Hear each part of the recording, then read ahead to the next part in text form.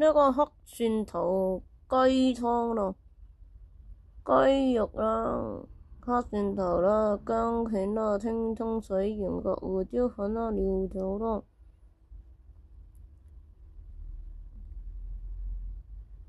將嗰啲蝦嚟呢，用鹽水浸約30分鐘，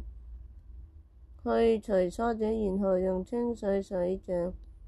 黑蒜頭削皮備用，雞肉洗淨切塊，將雞肉放入滾水中燙去除雜質，撇除啲油沫，撈出瀝乾喺大鍋中加入水，放入雞肉、黑蒜頭、薑片同埋料酒，水煮滾後，